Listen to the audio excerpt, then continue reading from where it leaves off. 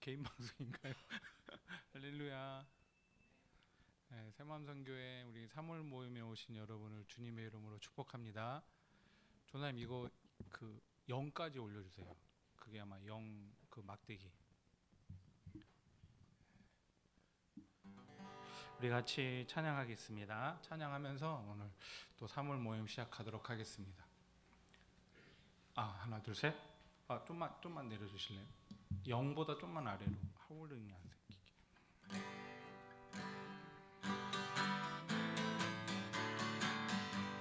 나의 죄를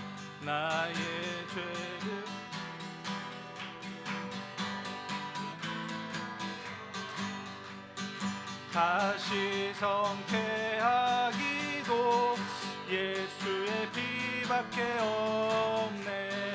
예수의 흘린 피 날 이게 하오니 귀하고 귀하다. 예수의 피밖에 없네. 나를 정케 하기는 예수의 피밖에 없네.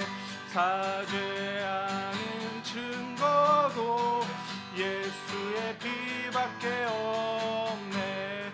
예수의 흘린 피 날 이게 하오니 귀하고 귀하다. 예수의 피밖에 없네. 나의 죄 속하기는 예수의 피밖에 없네. 나는 공로 없도다. 예수의 피밖에 없네. 예수의 흘린 피 날 이게 하오니 귀하고 귀하다. 예수의 피밖에 없네. 평안함과 소망은 예수의 피밖에 없네. 나의 의는 이것뿐 예수의 피밖에 없네. 예수의 흘린 피 날 이게 하오니 귀하고 귀하다. 예수의 피밖에 없네. 영원토록 내 할 말 예수의 피밖에 없네. 나의 찬미 제목은 예수의 피밖에 없네. 예수의 흘린 피 날 이게 하오니 귀하고 귀하다. 예수의 피밖에 나의 죄를 씻기는 예수의 피밖에 없네. 다시 성케하기도 예수의 피밖에 없네. 예수의 흘린 피 날 이게 하오니 귀하고 귀하다. 예수의 피밖에 나의 죄를 씻기는 예수의 피밖에 없네. 다시 성케하기도 예수의 피밖에 없네. 예수의 흘린 피 날 이게 하오니 귀하고 귀하다. 예수의 피밖에 예수의 흘린 피 예수의 흘린 피 날 이게 하오니 귀하고 귀하다.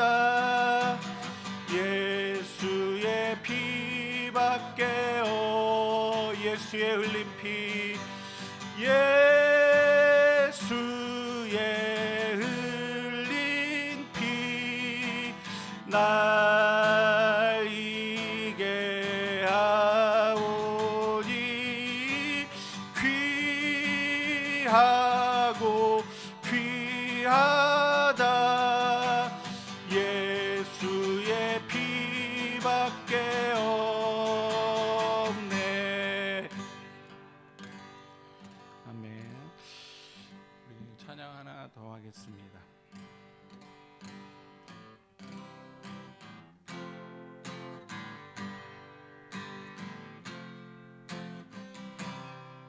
오직 주의 사랑에 매여, 오직 주의 사랑에 매여 내 영 기뻐 노래합니다.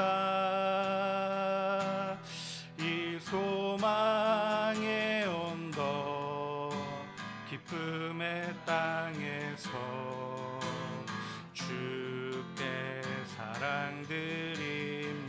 오직 주의 사랑에 매여, 오직 주의 사랑에 매여 내 영 기뻐 노래합니다.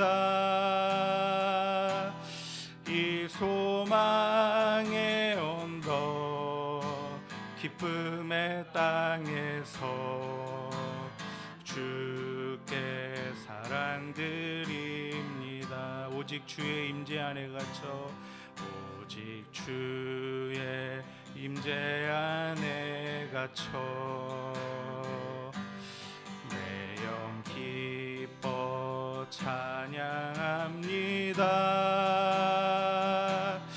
이 소명의 언덕 거룩한 땅에서 주께 경배드립니다. 주께서 주신 모든 은혜, 주께서 주신 모든 은혜, 나는 말할 수 없네. 내 영혼 즐거이 주 따르렵니다.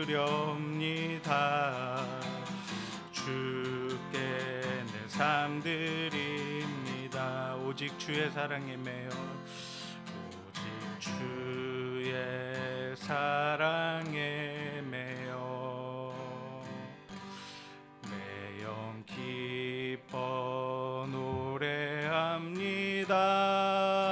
노래합니다. 이 소망의 언덕 기쁨의 땅에서 주께 사랑드립니다. 오직 주의 임재 안에 갇혀, 오직 주의 임재 안에 갇혀 내 영 기뻐 찬양합니다. 이 소명의 언덕 거룩한 땅에서 주께 경배드립니다. 주께서 주신 모든 은혜, 주신 모든 은혜, 나는 말할 수 없네. 내 영혼 즐거이 주 따르렵니다. 주 내 삶 드립니다.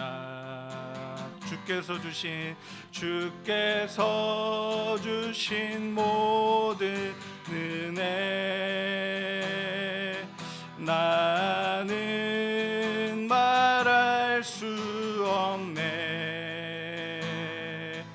내 영혼 즐거이 주 따르렵니다. 주께 내 삶 드립니다. 시간에 우리 3월 이 모임을 위해서 우리 같이 기도하면서 나아갔으면 좋겠습니다. 우리 하나님, 오늘도 하나님의 말씀을 내가 사모하오니 우리 하나님 오늘도 우리에게 말씀하여 주시고 그 말씀이 내 안에 분명하게 실체가 되는 말씀 되게 도와주시옵소서. 우리 3월 모임을 위해서 우리 같이 기도하겠습니다. 생명 되신 우리 아버지 하나님 감사합니다.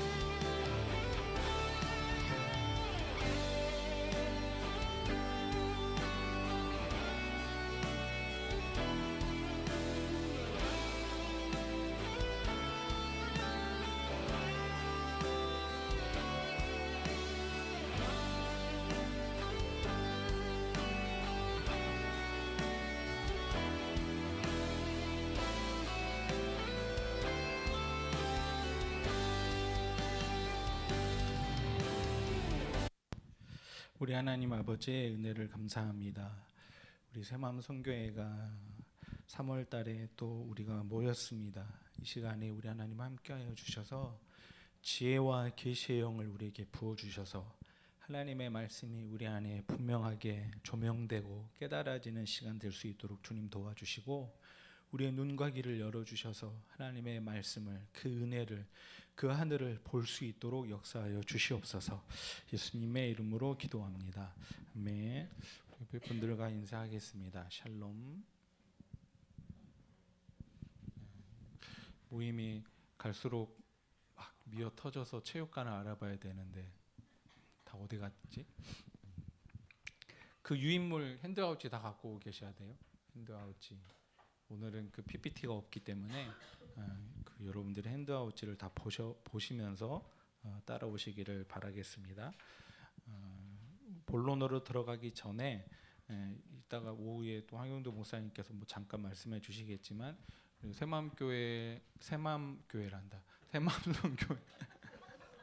새마음성교회의 분명한 방향성을 여러분들은 아세요?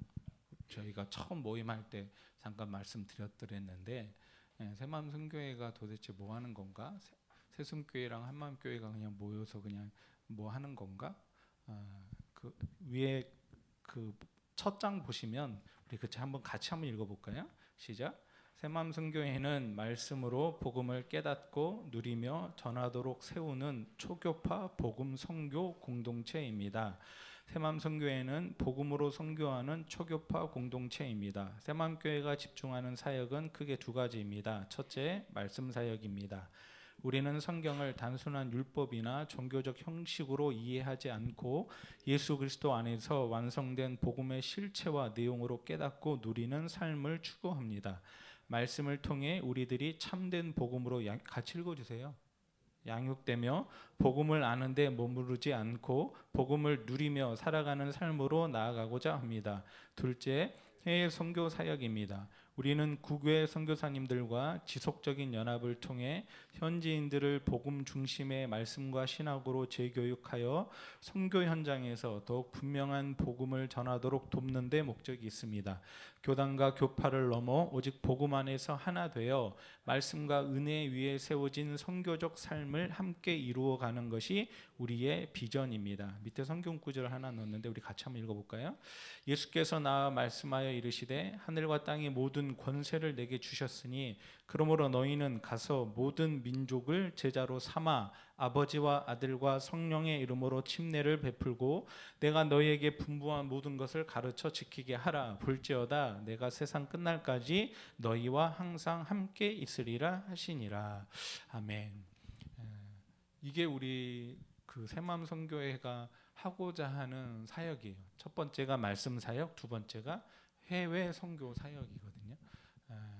여러분들이 이런 새마음 선교회의 성격과 새마음 선교회가 하고자 하는 방향성을 잘 이해하시고 기도해 주시고 마음으로 함께 해 주시고 또 물질로도 함께 해 주시면 새마음 선교회가 지금은 이제 시작 단계이기 때문에 함께 뜻을 같이 하고 함께 또 그 은혜의 말씀을 같이 같은 눈으로 이해하고 있는 귀한 사역자들과 더 귀한 일들이 선교 현장에서 이루어지지 않겠어요? 그걸 기대하고 기도해 주세요. 그래서 우리가 뭐 아직은 잘 모르지만 조만간 머지않아 우리가 함께 선교지에 나가서 우리가 함께 나누었던 말씀들을 그 선교지에서 나누고 이런 일들을 또 하지 않겠어요? 막 기대가 안 되세요? 알겠어요? 그래 기대해 주시고 그렇게 기도해 주십시오. 아셨죠? 오늘은 이제 로마서 2장이거든요.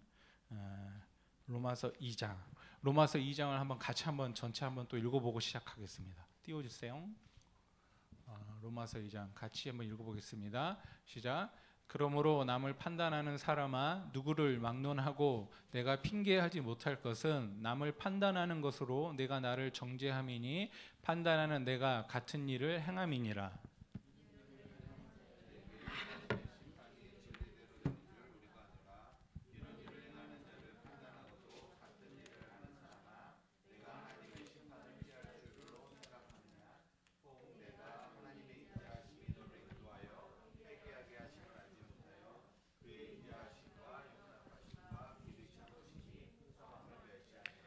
다만 내 고집과 회개하지 아니한 마음을 따라 진노의 날 곧 하나님의 의로우신 심판이 나타나는 그날에 임할 진노를 내게 쌓는도다.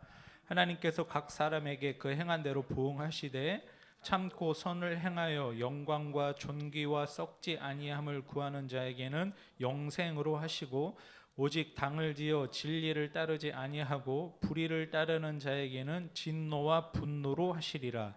악을 행하는 각 사람의 영에는 환난과 공고가 있으리니 먼저는 유대인에게요 그리고 헬라인에게며 선을 행하는 각 사람에게는 영광과 존귀와 평강이 있으리니 먼저는 유대인에게요 그리고 헬라인에게라.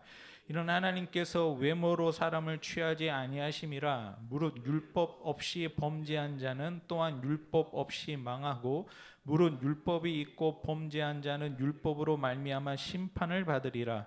하나님 앞에서는 율법을 듣는 자가 의인이 아니요 오직 율법을 행하는 자라야 의롭다 하심을 얻으리니 율법 없는 이방인이 본성으로 율법의 일을 행할 때에는 이 사람은 율법이 없어도 자기가 자기에게 율법이 되나니 이런 이들은 그 양심이 증거가 되어 그 생각들이 서로 혹은 고발하며 혹은 변명하며 그 마음에 새긴 율법의 행위를 나타내느니라.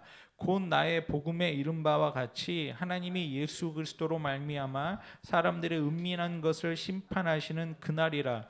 유대인이라 불리는 내가 율법을 의지하며 하나님을 자랑하며 율법의 교훈을 받아 하나님의 뜻을 알고 지극히 선한 것을 분간하며 맹인의 길을 인도하는 자요 어둠에 있는 자의 빛이요 율법에 있는 지식과 진리의 모본을 가진 자로서 어리석은 자의 교사요 어린아이의 선생이라고 스스로 믿으니 그러면 다른 사람을 가르치는 내가 내 자신은 가르치지 아니하느냐?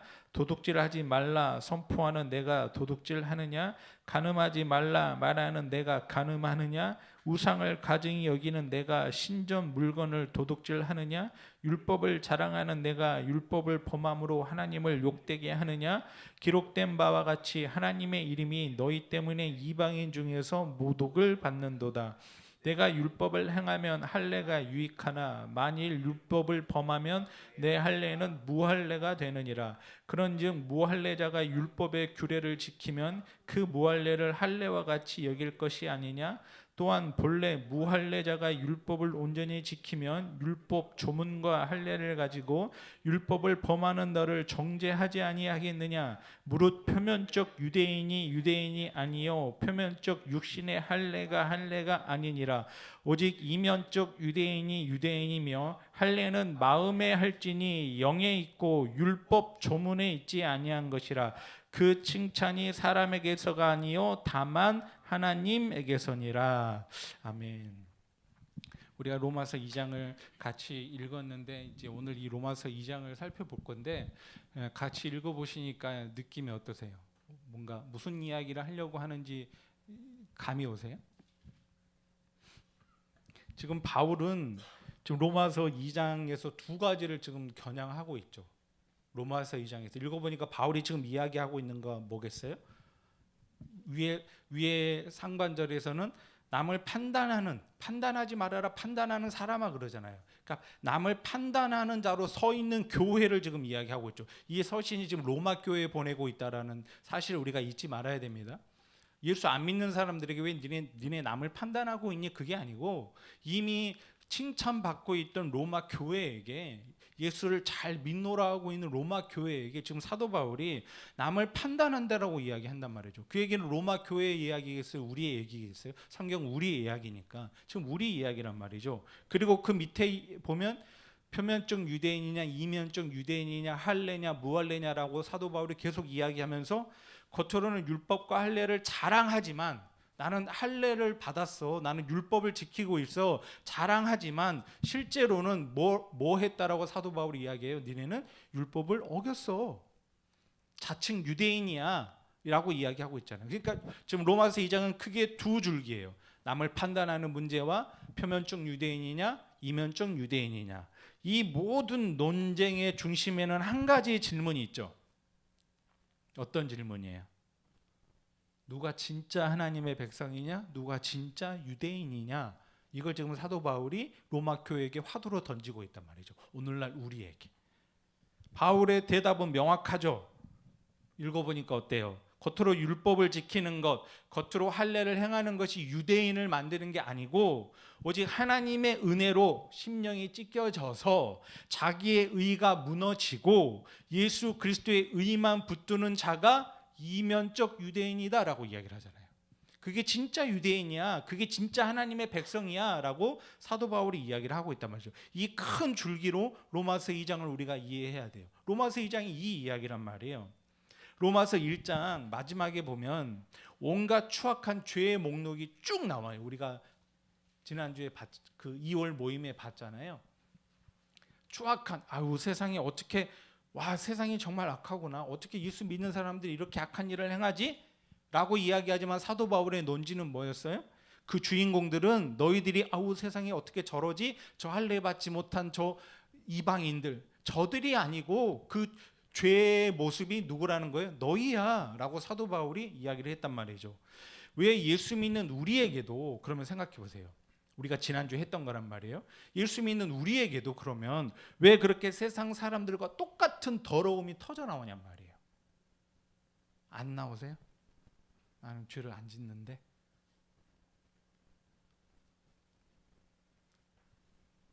아니 예수 믿고 은혜 받은 우리의 삶 속에서도 세상이 어떻게 저렇지?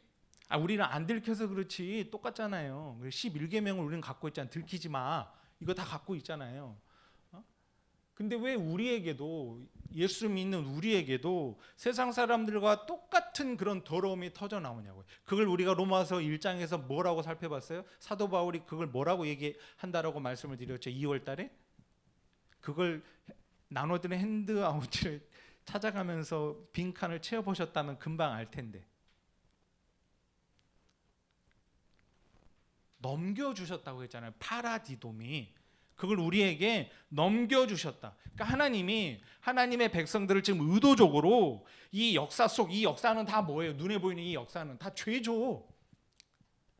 헤아리 선한 것이 없고 다 죄잖아요. 아니 생각해 보세요. 예수 믿고 우리가 하나님 나라에 이미 천상에 완성되어 있죠. 묵시에. 우리가 언제 구원받았어요? 내가 예전에 중학교 때 수련회 가서 막 은혜 받고 죄를 종이에 적어가지고 모닥불에 던지면서 그때 구원받았나? 아니면 내가 방언 받을 때 구원받았나? 우리가 언제 구원받았어요? 성도는 뭔가 마음이 뜨거워질 때? 아니면 아직 안 받아서 구원을 받으려고 애쓰고 계신 거예요? 우리가 언제 구원받았어요? 창세 전에 구원받았죠. 그게 성경의 논지 아닙니까? 사도 바울이 이야기하고 있는 구원은 그거잖아요. 창세전에 우리가 구원을 받아. 그래서 사도 바울이 3층천에 가서 그 묵시에 완성된 자기를 보고 온 거잖아요. 그러면 그 하늘에 완성되어 있는 창세전에 구원받은 우리가 하나님 나라에 계속 그냥 그 존재로, 아름다운 그 존재로, 점도 흠도 없는 그 존재로 살면 되는데 왜 이 역사 속에 우리 하나님이 일부러 파라디돔이 넘겨주셨냔 말이에요. 이 더러운 육신을 입고 이 땅에. 그러면서 이 땅에서 고해 같은 인생을 왜 살아가는 거죠? 성도도 똑같이 넘어지고 깨지고 죄짓고 울고 고통스럽고 인생을 왜 살아가요? 사도 바울 1장에서 이야기하잖아요. 그 이유가 뭐래요? 내가 얼마나 추악한 존재인지를 깨달아 알으라고. 그리고 더 나아가서 뭐라는 거예요? 그런 나를 포기하지 아니하시고 끝까지 하나님의 나라로 인도해 가시는 그 하나님에 대한 지식을 가지라고. 하나님이 어떤 분이신가를 알으라고 우리를 이 역사 속에 파라디돔이 넘겨주셨다. 그래서 우리가 그걸 살아가는 거죠. 그러면서 우리는 뭐 하는 거예요? 깨닫는 거예요. 아, 하나님의 은혜가 아니면 살 수 없는 존재구나. 나는 이렇게 하나님의 말씀에 반대 방향으로 뛰어갈 수밖에 없는데, 아니 우리가 하나님의 뜻대로 산다고 하지만 우리가 뭐 얼마나 살아요? 그게 몇 조금이나 가요. 하루도 못 가잖아요. 기도원에 가서 진짜 충만해서 막 이빨이 머리 끝까지 만땅으로 받아도 금방 쏟아버리는 게 우리잖아요. 잠자리가 불편해서 뭐 식사가 불편해서 자리가 불편해서 뭐 옆에 사람이 어때서 뒤에 사람이 어때서 저째서 그 은혜 금방 쏟아버리잖아요. 화내고 분내고 싸우고. 근데 그런 우리를 포기하지 아니하시고 그러니까 구원의 주도권은 누구에게 있는 거예요? 무언가를 열심히 행하고 구원을 이루어가는 나에게 있는 거예요. 구원을 완성하시고 나를 인도해 가시는 하나님에게 있는 거예요. 하나님에게 있죠. 맞아요. 그래서 구원은 100% 하나님이 행하는 것이지만 우리가 100% 이루어 간다라는 건 내가 구원을 이루어 간다라는 게 아니라 이 은혜를 알기 때문에 뭐 하는 거예요? 살아보려고 노력하는 거예요. 이해가 되세요? 내가 구원을 이루어 간다라는 게 내가 구원을 어떤 행함이나 노력이나 열매로 그 구원을 성취해낸다라는 게 아니라 나는 이렇게 구원받을 수 없는 인간인데 아무리 나를 해체하고 나를 해부하고 봐도 나는 구원을 받을 만한 건덕지가 아무것도 없는데 이런 나를 어떻게 하나님은 끝까지 사랑하시지?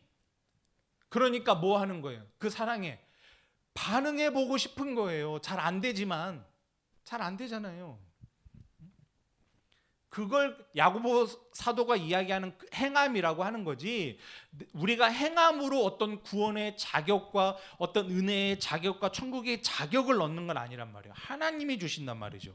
그런데 이 역사를 사는 동안에 인간이 저지르는 가장 큰 죄가 뭐라고 1장에서 사도 바울이 이야기했죠. 이걸 알아야 2장을 이해한다니까요. 판단의 문제나 진짜 유대인의 문제를. 죄가 뭐예요? 사도 바울이 1장에서 말한 이렇게 큰 죄, 심판받아 마땅한 그 큰 죄가 뭐였어요? 하나님만이 하셔야 할 선악의 판단을 누가 하는 거예요? 피조물이 하는 거예요. 자기 기준, 자기 도덕, 자기 윤리, 자기 종교성, 자기가 가지고 있는 어떤 신앙관, 이걸로 뭐 하는 거예요? 사람을 선인 악인으로 갈라버리는 거라고요.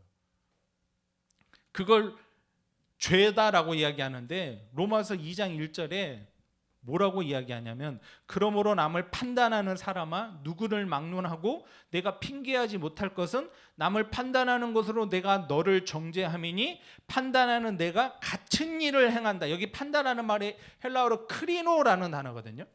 이 크리노라는 단어인데 이게 재판장이 판결을 내릴 때 쓰는 단어예요.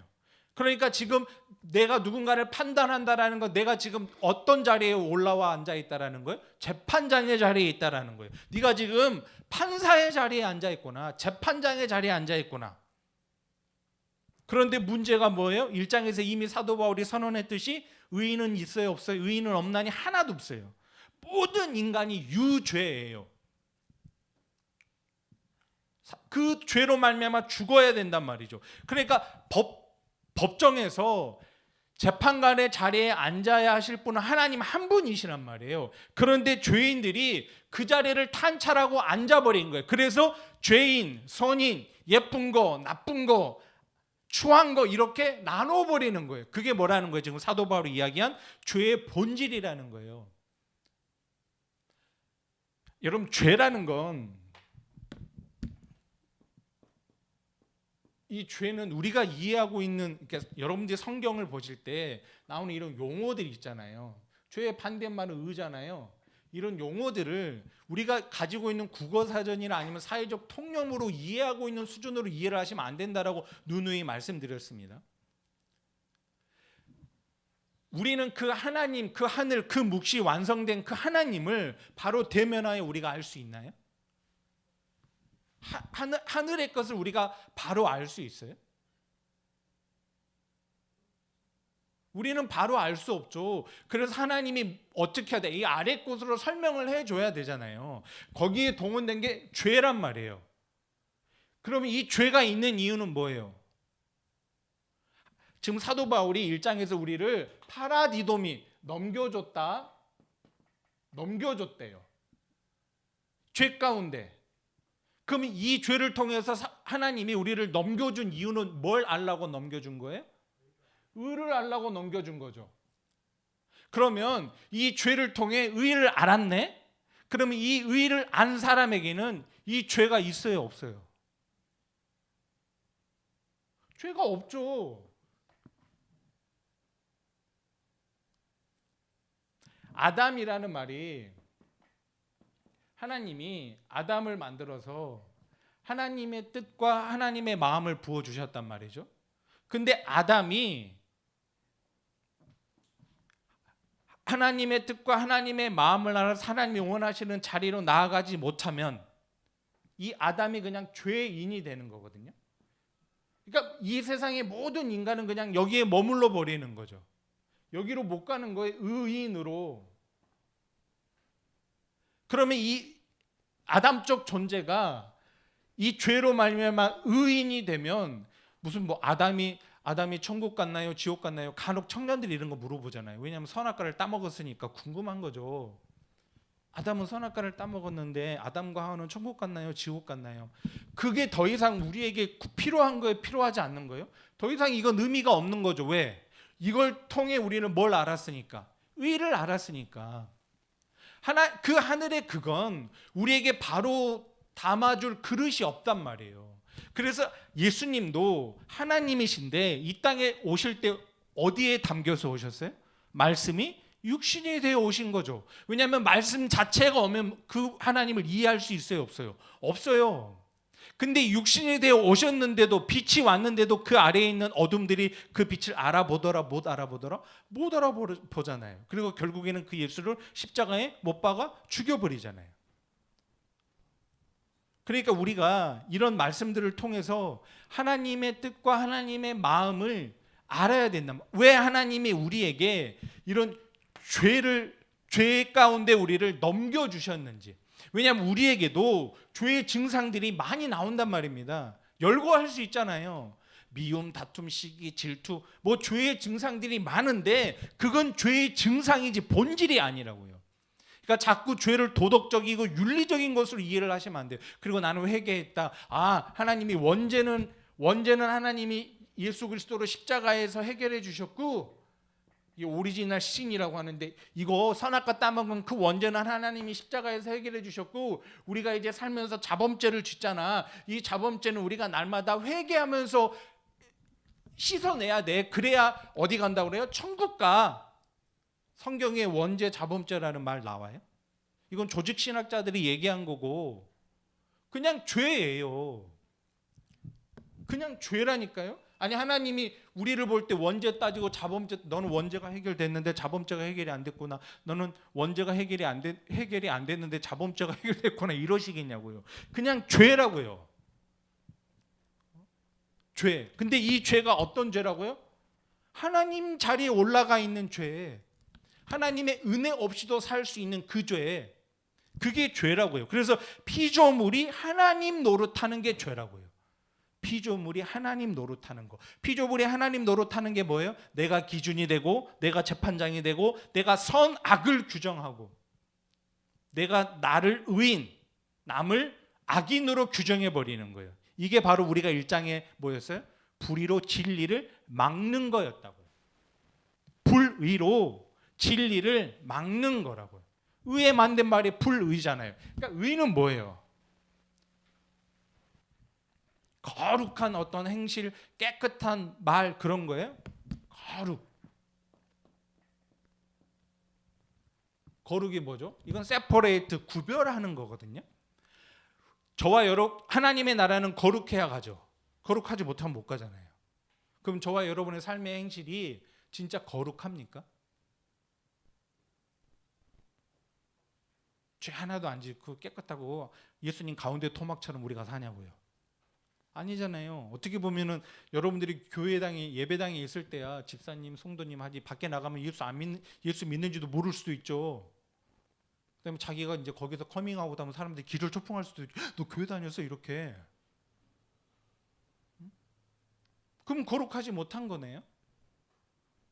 그럼 거룩이 뭐냐고요? 우리의 행실 가운데서 거룩한 게 나올 수 있나요? 하나님이 구별해 놓으신 게 거룩이라고요. 저와 여러분들을 하나님이 구별해 놓으셨다고요. 하나님의 자녀로. 그래서 그게 거룩이고 그게 의라고요. 그러면 구별해 놓으신 자는 어떻게 해야 돼요? 그 하나님만 붙들어야 되는 거거든요. 그게 의고 하나님을 붙들지 않으면 그게 불의예요. 그러니까 나는 예배당 안에 있으니까 의로워, 나는 예수 믿으니까 의로워, 단순히 이런 문제가 아니고, 저 예수 안 믿는 사람들, 저 술집에 다니는 사람들, 저 세상적인 사람들, 세상이라는 말은 그렇게 안 쓴다라고 지난달에도 말씀드렸습니다. 그렇게 나누는 게 아니라고요. 하나님의 관심은 교회에게 있다니까요. 여기 안에, 예배당 안에 의로운 자와 불의한 자가 있다라는 거예요. 진리로, 불의로 진리를 막는 자.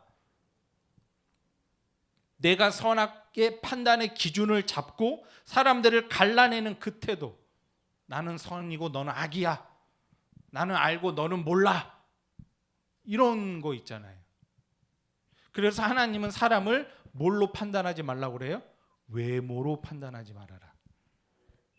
신명기 16장 19절 같이 한번 볼까요? 너는 재판을 굽게 하지 말며 사람을 외모로 보지 말고 또 뇌물을 받지 말라. 뇌물은 지혜자의 눈을 어둡게 하고 의인의 말을 굽게 하느니라. 요한복음 7장 24절에 외모로 판단하지 말고 공의롭게 판단하라. 여기 외모가 얼굴이겠습니까?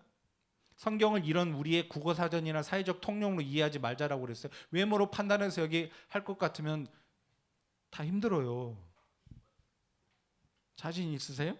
그러니까 그 외모는 단순히 얼굴이나 잘생김이나 그 사람의 직업이나 그 사람의 집안이나 그 사람의 학력이나 그 사람이 교회에서 누리고 있는 어떤 직분이나 영향력이나 그런 게 아니고, 그런 게 아니라는 거예요.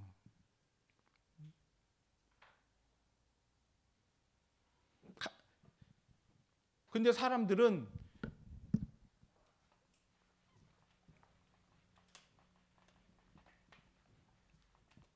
성경의 세리와 창녀를 바리새인과 서기관들이 뭐라고 규정하여요?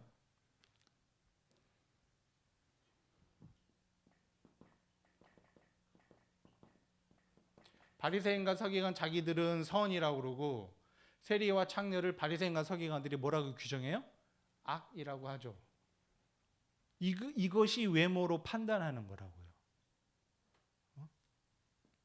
우리가 이제 나중에 보겠지만 이제 뭐 레아, 라헬 뒤에 쭉 이제 볼 거란 말이죠. 이것도 다 같은 범주 안에 들어 있는 거거든요. 외모로 판단해 버리는 거예요. 이런 식의 가름을 전부 성경은 뭐라고 그래요? 판단, 심판이라고 부른단 말이죠. 야고보도 똑같이 이야기해요. 만일 너희가 사람을 차별하여 대하면 죄를 짓는 것이니 율법이 너희를 범죄자로 범법자로 정죄하리라. 누구든지 온 율법을 지키다가 그 하나를 범하면 모두 범한 자가 되나니. 결론 간단하죠. 하나님의 눈에는 똑같다라는 거예요. 똑같다. 99점이나 빵점이나 하나님의 눈에는 뭐라는 거예요? 빵점이라는 거죠. 100점이 기준인데 그 100점을 맞은 인간은 있다 없다? 의인은 없나니 하나도 없다고 그랬단 말이에요. 그러니까 100점 맞을 의인은 하나도 없어. 오직 의인은 누구 한 분뿐이에요. 예수 그리스도. 그러면 이 사람들이 우리는 99점까지 갔어. 니네는 빵점이잖아. 그래서 우리는 선이고 니네는 악이야 라고 하지만 하나님의 눈에는 니네 다 뭐라는 거예요? 빵점이야 라고 이야기를 하신단 말이에요. 우리는 그렇게 눈에 보이는 바대로 선과 악을 나누는데, 그러니까 선인과 악인은 나타나는 행위로 드러나는 게 아니란 말이에요. 갈라지는 게 아니란 말이죠. 전적으로 예수를 의지하느냐 의지하지 않느냐, 거기 안에 진짜 그 씨 제라라고 하잖아요. 자손 예수 그리스도가 있느냐. 그래서 아들이 있는 자에게는 생명이 있고 아들이 없는 자에게는 생명이 없다라고 하잖아요. 그래서 우리가 하나님이 우리를 볼 때는 우리 안에 담긴 뭘 보는 거예요? 그 생명, 그 씨, 그 아들을 본다고요. 질그릇 안에 담긴 뭘 보는 거예요? 보화. 근데 우리는 질그릇에 뭘 둘러달라고 그래요? 금태만 둘러달라고 하잖아요. 그리고 저 사람은 금태 둘렀네, 은태 둘렀네, 저 사람은 질그릇이 깨졌네, 찌그러졌네, 이것만 가지고 뭐 하는 거예요? 나는 잘났네, 못났네, 저 사람은 저주받았네, 나는 축복받았네, 이걸로 판단을 한단 말이죠. 근데 하나님은 그걸로 따지는 게 아니라 거기 안에 보화가 담겼느냐. 그러면 그 보화가 드러나려면 어떻게 해야 돼요? 질그릇이 깨져야 되네요. 그걸 성경이 뭐라고 해요? 자기 부인이라고 한단 말이에요. 그게 로마서가 이야기하고 있는 다나토스의 죽음, 성도의 죽음이라고 한단 말이죠. 내가 죽어야, 저는 목사님 여기 외모로 판단하지 말고 공의롭게 판단하라. 공의는 하나님으로부터 나오는 건데 결국은 이 말은 선악을 구분하지 말라는 뜻인 것 같아요. 네, 제 말이 그 말이잖아요. 지금까지 그 말이 있는데, 하나님이 하시는 일에 모든 게 하나님이 하시는 거잖아요. 거기에 대해 우리가 논하지 말라는 뜻인 거예요. 그러니까 제가 그 말씀을 드린 건데, 네, 그 말씀을 제가 지금까지 드린 겁니다. 그래서 잘하든 못하든 다 그거는 어떻게 보면 하나님 관점에서 보면 다 의다, 선이다. 선이다 그러면 좀 그렇고 의다. 왜? 하나님이 하시는 일이다. 그러니까 제가 그걸 말씀을 드린 건데. 우리는 내 기준으로 이거면 선이고 저거면 아니라고 판단하는데. 그러니까 제가 그 말씀을 드린 거라고요. 네. 네. 그 이야기예요. 네. 그러니까 판단하지 말아라. 그러니까 그게 성도의 죽음이라고요. 깨져야 뭐가 드러나는 거예요? 예수 그리스도가 드러난단 말이죠. 근데 우리는 그 깨진 자들의 삶을 보고 뭐 하는 거예요? 판단한단 말이죠. 그러니까 아주 도덕적으로 깨끗해 보이는 사람이라도 그 행위와 자신에게 무한한 가치를 부여하고 있으면 그 사람은 뭐라는 거예요? 악인이라고요. 자기의 행위를 붙들고 있으면. 근데 반대로 겉으로 너무 흐트러져 보이는 성도가 나는 진짜 예수 아니면 살 수 없습니다라고 하는 진짜 그 고백으로 신음하고 있다면 그 사람은 뭐라는 거예요? 선인이라니까요. 그러니까 그건 우리가 판단할 수 없는 문제라고요. 하나님이 판단하신다고. 왜? 재판관은 누구시니까? 하나님이시니까. 그러면서 2절에 이렇게 이야기하죠. 이런 일을 행하는 자에게 하나님의 심판이 멋대로 되는 줄 안대요. 진리대로. 이 카타 알레테이아거든요. 진리에 의해서라는 뜻이에요. 1장에서 우리가 확인했듯이 그 진리 알레테이아는 실체라는 거예요. true, 실체. 그러면 진짜 실체는 뭐예요? 예수 그리스도죠. 예수 그리스도. 그러니까 심판의 기준은 나타나는 행위라는 거예요, 예수라는 거예요? 예수요. 예수가 있느냐 없느냐. 그럼 우리가 하나님 나라 갔을 때, 하나님 나라 들어갈 때 하나님이 우리에게 뭘 보신다라는 거예요? 예수 있느냐 없느냐. 내가 여기서 한 행위로 심판을 받는 게 아니라니까요. 나의 존재로 심판을 받는다니까요. 예수로 옷 입었느냐, 옷을 입지 못했느냐, 그걸로 본단 말이죠. 예수가 있느냐 없느냐, 얼마나 착했느냐가 아니란 말이에요. 얼마나 신앙생활을 겉으로 드러나는 행위들을 열심히 했느냐가 그게 아니고, 내 안에 예수가 있느냐, 내 의가 부인되고 예수의 의를 의지했느냐. 그래서 요한계시록에 성도들의 옳은 행실이라고 하면서 우리에게 뭘 입혀주시는 거예요? 세마포를 입혀주시죠. 그건 내가 입는 게 아니에요. 하나님이 입혀주시는 거라니까요.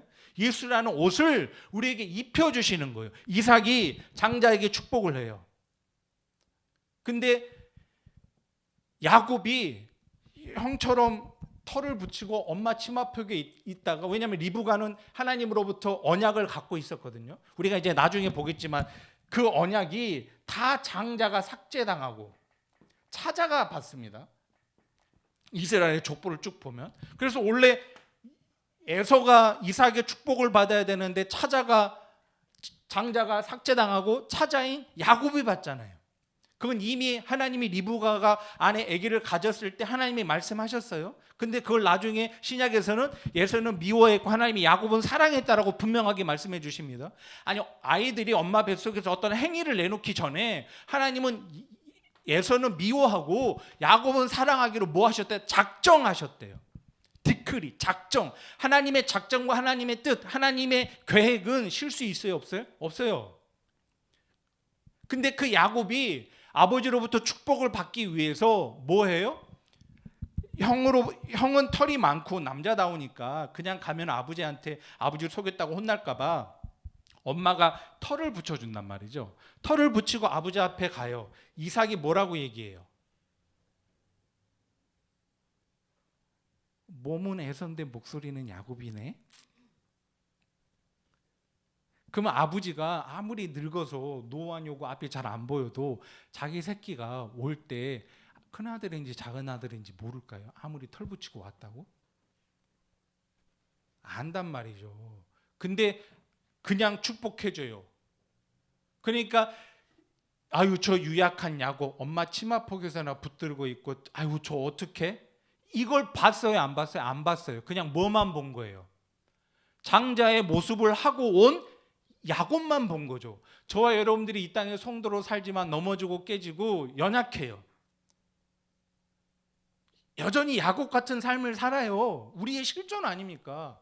그러나 우리 하나님은 그걸 다 아심에도 불구하고 우리를 수용하시고 받아들이시네요. 왜?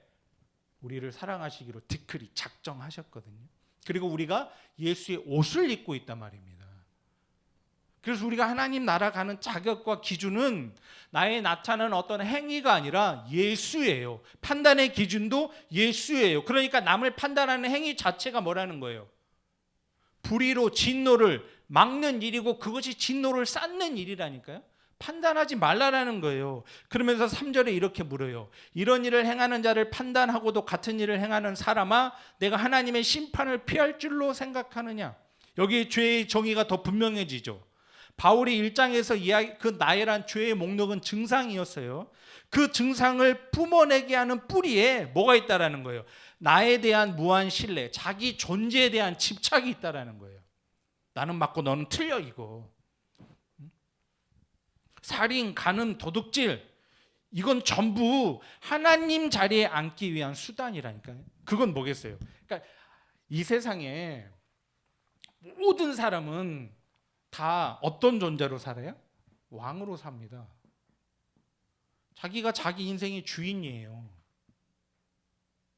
아니, 나타나는 죄의 증상들은 뭐 살인, 간음, 도둑질, 뭐 사기, 뭐 기타 등등 뭐 죄의 목록이 얼마나 많겠어요. 뭐 거짓말 얼마나 많겠어요. 나타나는 죄의 증상들이 이렇게 많은데 이것들이 다 뭐예요? 자기의 왕됨을 증명하는 수단이라니까요. 내가 왕이야. 내 인생의 주인은 나야. 그래서 그 사람은 자기가 왕이기 때문에 자기의 왕권을 절대 포기하지 못하죠. 그러니까 자기의 왕됨을 위해서 뭐 하는 거예요? 살인도 저지르고 자기의 즐거움과 자기의 왕됨을 위해서 간음도 저지르고 도둑질도 하고 사기도 하고 거짓말도 하는 거 아닙니까? 그 자리가 어떤 자리라는 거예요? 그 자리가 곧 심판의 자리라는 거예요. 하나님으로부터 심판받을 자리. 왜? 그 자기의 왕됨을 고수하는 것 자체가 뭐니까 이미 그건 죄라니까요. 그러니까 하나님 우리에게 물으시는 거예요. 너에게 왕이 누구냐? 그래서 마태복음에 왕이 나셨도다. 왕이 나셨도다. 아니 왕은 있단 말이에요. 어떤 왕? 헤롯이라는 왕이 있잖아요. 왕이 나셨도다. 똑같이 물으시는 거예요. 너에게 왕이 누구냐? 여러분들에게는 왕이 누구십니까? 여전히 자기 자신이면 이런 죄를 저지르는 자와 똑같다니까요. 우리야 사회법적으로 형법으로 막 죄를 분반해서 나누지만 하나님의 눈에는 그냥 죄예요. 죄. 그러면서 4절 보세요. 내가 하나님의 인자하심이 너를 인도하여 회개하여 양심을 알지 못하여 그의 인자하심과 용서하심, 용납하심과 길이 참으심이 풍성함을 멸시하느냐. 지금 그러면서 하나님이 우리에게 어떤 길을 열어놓으셨어요? 하나님의 인자하심이 너를 인도하여 회개케 하신대. 용납하심과 길이 참으심이 풍성한다. 회개라는 말. 이런 우리에게 하나님이 뭘 열어놓으셨어요? 회개.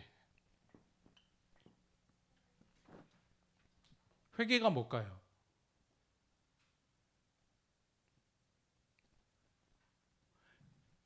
이거 히브리어는 슈브라고도 하고 헬라어로는 메타노이아라고도 하는데 이게 회개예요. 슈브, 메타노이아. 성전으로 주신 것을 우리가 잘 분석하여 아는 것, 이 땅에 성전으로 주신 것들. 왜냐하면 하나님이 아래 것으로 주셨다라는 얘기예요. 하나님이 아래 것으로 주신 걸 우리가 잘 알아서 하나님 그거예요 라고 아는 걸 회개라고 한단 말이에요. 아까 이 죄를 통해 의를 알았네. 그건 뭐가 된 자예요? 회개가 된 자라니까요. 메타노야도 마찬가지예요. 회개. 그러니까 회개하라. 예수님이 마태복음에서 침례 요한 오실 길을 예수님이 오실 길을 예비하는 그가 회개하라 천국이 가까이 왔다. 예수님도 회개하라 천국이 가까이 왔다. 그 회개가 어떤 회개겠냐고요. 구약의 마지막 선지자 침례 요한이 외쳤던 그 회개하라와 진짜 그 구약에서 메시아 진짜 그 실체로 오신 그 메시아가 진짜 말씀이 육신이 되어 오셔서 회개하라라고 했던 그것이 어떤 의미겠냐고요. 그러니까 회개는 엄밀히 얘기하면 내가 하는 게 아니에요. 내가 생산해내는 열매가 아니라니까요. 하나님이 우리에게 주시는 거예요. 그러니까 우리가 회개해서 천국 가자. 좋은 말이잖아요. 이거 나쁜 말이에요?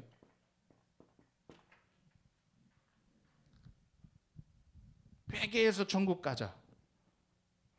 그럼 회개 못하면 다 지옥 가나요?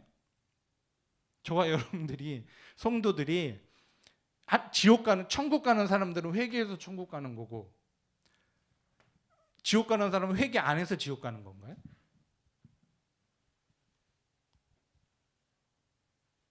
그러니까 우리가 이 죄에 대한 개념이 너무 미천하다고요.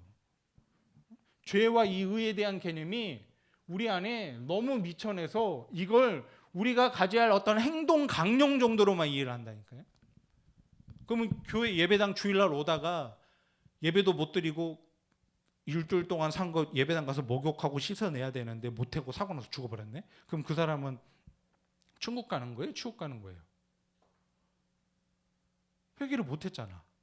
그러면 사도 바울은 모든 죄를 다 회개하고 천국 갔을까요? 그러니까 어떤 사람들은 그러잖아요. 모든 죄를 용서해 주옵시고 그러면 모든 죄를 하나님이 알아서 다 용서해 주시는 거예요? 이런 개념을 그냥 국어 사전의 개념으로 이해하니까 이런 이야기들이 나오는 거예요. 좋은 말이죠. 좋은 말이에요. 그럼 우리가 이 회개는 내가 하는 게 아니라 하나님이 해주시는 거거든요. 하나님의 용납하심. 그래서 누가복음 15장에 가면 탕자의 비 위에 뭐가 붙어요? 드라크마의 비유와 잃어버린 양에 대한 비유가 나오잖아요. 잃어버린 양과 동전을 스스로가 잃어버린 양이 주인 찾아갈 수 있어요, 없어요? 제가 이 아이폰 잊어버렸네. 아이폰이 알아서 뭐 요즘은 뭐 애플워치 있으면 누르면 아이폰 찾기로 얘가 막 울어서 찾을 수는 있지만 내 물건을 제가 잃어버렸어. 뭐 동전을 잃어버렸어. 그럼 동전이 지발로 걸어서 제 주머니에 들어와요? 제가 찾아야 돼요. 찾을 때 어떻게 해야 돼요? 온 살림살이를 다 뒤지고 헤집어서 하나 찾아내야 돼요. 손정도 비춰가면서 있나 없나.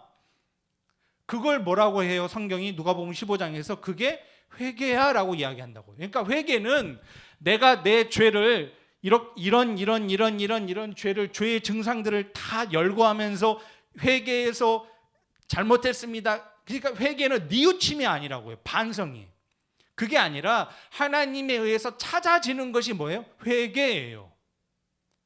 그러니까 저와 여러분들이 하나님에 의해서 찾아진 하나님의 백성이 맞다면 이미 우리는 회개된 자예요. 그럼 뭘 회개해야 돼요? 그럼 살면서 회개 안 해야 됩니까? 해야죠. 뭘요? 이걸 잃어버린다고요. 아, 나 회개된 자네? 잃어버리고 자꾸 어디로 가는 거예요? 희생제사를 드리려고 한단 말이에요. 이게 뭐예요? 그림자예요.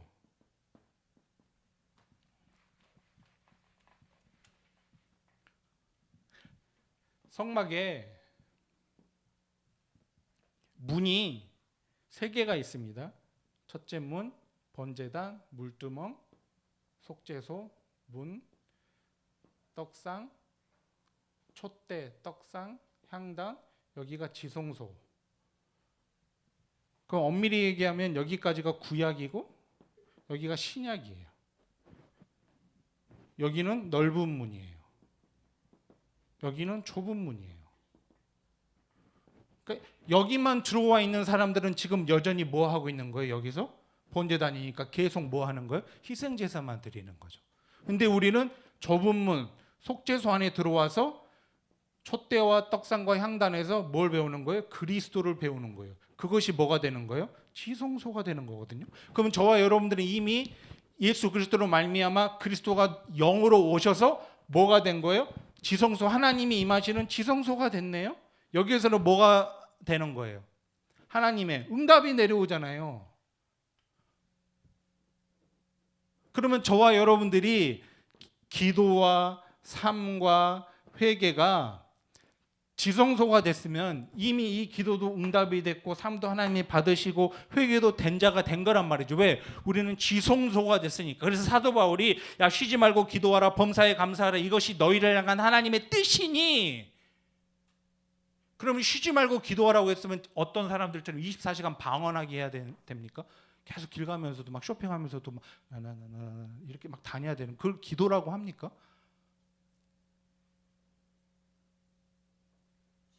그럼 항상 기뻐해야 돼. 우리는 항상 기쁜 사람은 우리가 그냥 통상적으로 뭐라고 불러요? 광녀. 맨날 즐겁고 맨날 기뻐. 아니 시골에 어렸을 때 보면 그런 자매들 있잖아요. 그러면 아우 자매 뭐가 그렇게 기뻐가 그런가 미친년이라고 하잖아요. 속된 말로. 비가 오나 눈이 오나 바람이 부나 맨날 기뻐. 다리 밑에서 자도 기뻐. 거적대기 쓰고 있어도 기뻐. 왜? 미쳤으니까. 그게 부러우시던가요? 안 부럽잖아요. 미쳤는데요. 그럼 우리가 어떻게 육신을 입고 이 땅에 사는데 맨날 그럴 수 있냐고요.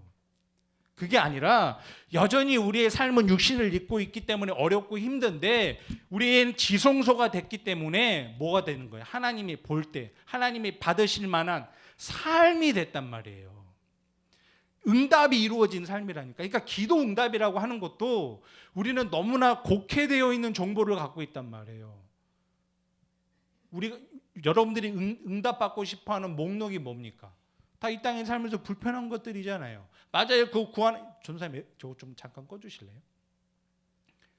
뭐 불편한가? 그 나쁜 거 아니죠. 왜냐하면 하나님이 누구예요? 우리 아버지니까. 아니 아버지한테 말해야지 누구한테 말해요? 여러분들 필요한 거 아버지 어렸을 때 옆집 아저씨한테 말했어요. 아저씨 저 100원만 주세요. 그랬나요? 옆집 아저씨 때 아저씨 저 옷 좀 사주세요. 그랬나요? 미친놈이라고 그러지. 미친놈 네가 아버지한테 사주라고 가지고 나한테 달라고 그러니? 아버지니까 우리의 사정과 우리의 형편을 알아야 돼요. 돈 필요하면 돈도 달라고 하고 건강 필요하면 건강도 구하고 나쁜 거 아니에요. 근데 1차적으로 진짜 하나님이 우리에게 주고 싶은 거 있죠. 그거 뭐? 지금 이야기했잖아요. 3절에 카타 알레테야, 그 진리. 왜냐하면 우리는 그거 없으면 어떤 존재니까 죽거든요. 그게 심령이 가난한 자라고요. 푸토코스한 자. 나 그거 없으면 죽어요. 절대적인 그 가난. 그거 구할 때 하나님이 뭐 하신다고요? 응답하신대요. 근데 이미 우리는 예수 그리스도와 연합한 존재가 됐네요. 그러니까 우리 안에 끊임없이 하나님이 뭘 부어주시는 거예요? 그 갈망과 그 은혜를 부어주신다고요. 그러니까 우리가 하나님 앞에 구해야 되는 건 뭐예요? 사실 그거거든요. 근데 그걸 구하지 못한다고요. 왜요? 내가 왕이 되어 있거든요. 내 삶을 판단하고 남을 판단한단 말이에요.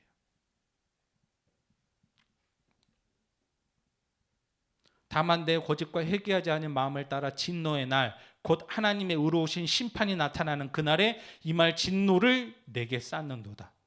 은혜로 산다라는 사실을 거부하고 여전히 자기 기준으로 남을 채고 회개하지 않는 자리에서 그 회개를 알지 못하는 그것 자체가 진노를 쌓는 거라는 거예요. 그러니까 예배당에 와서 열심히 회개하지만 열심히 자기가 저지른 잘못들을 반성하고 뉘우치고 눈물도 흘리지만 하나님이 볼 때는 그게 뭐라는 거예요? 여전히 자기 의를 붙들고 있으니까, 자기의 왕됨을 붙들고 있으니까 그게 진노를 쌓는 거야. 이 얘기는 기도하지 말라는 얘기 아니에요. 기도하세요.